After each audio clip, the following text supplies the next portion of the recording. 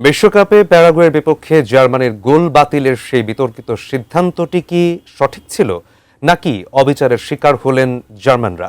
বিশ্বজুড়ে চলতে থাকা এই উত্তপ্ত বিতর্কের মাঝেই এবার নীরবতা ভেঙেছে ফুটবলের অভিভাবক সংস্থা ফিফা। এই ভিআর বিতর্কের প্রেক্ষিতে কি বলেছেন ফিফার রেফারি প্রধান পিয়ের লুইজি কলিনা? বিস্তারিত জানাচ্ছেন বদিউজ্জামান মিলন। এবারের বিশ্বকাপে রাউন্ড অফ 32-এ মুখোমুখি হয়েছিল জার্মানি এবং প্যারাগুয়ে। এক ম্যাচ শেষে অতিরিক্ত সময়ে নাথানিয়েল ব্রাউনের কর্নার থেকে জার্মানির ডিফেন্ডার জোনাথান টা দুর্দান্ত এক হেডে বল পাঠান প্যারাগুয়ের জালে। গ্যালারিতে তখন জার্মানির সমর্থকদের উল্লাস, আর মাঠে জার্মান খেলোয়াড়দের বাঁধভাঙা আনন্দ। ওই গোলে নিশ্চিত হয়ে যাওয়ার কথা ছিল জার্মানির জয়, কিন্তু রেফারি ভিএআর নেওয়ায় রিপ্লেতে দেখা গেল গোলটি হওয়ার ঠিক আগ মুহূর্তে জার্মানির আরেক খেলোয়াড় ভালডেমার অ্যান্টন প্যারাগুয়ের গোলরক্ষক রোনাল্ডো হিলকে আলতো করে ধাক্কা দিয়ে মাটিতে ফেলে দিয়েছেন।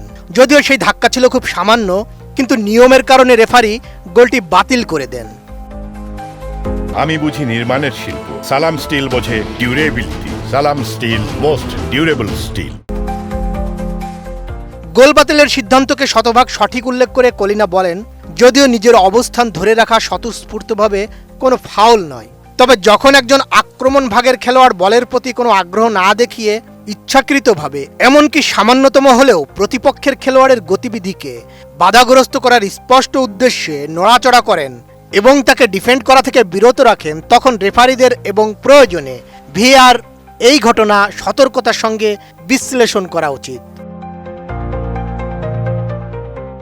গোলরক্ষকদের সুরক্ষার উপরও বিশেষভাবে জোর দেন কলিনা, বিশেষ করে যখন এই কৌশলের উদ্দেশ্য থাকে প্রতিপক্ষের গোলরক্ষককে ডিফেন্ড করা থেকে বিরত রাখা। কোচ ও খেলোয়াড়দের এ বিষয়ে আগেই অবহিত করা হয়েছিল, তাই রেফারিরা এই ফাউলগুলোর শাস্তি দিলে তা কোনো বিস্ময় হিসেবে আসা উচিত নয়। বদিউজ্জামান মিলন, এটিএন নিউজ।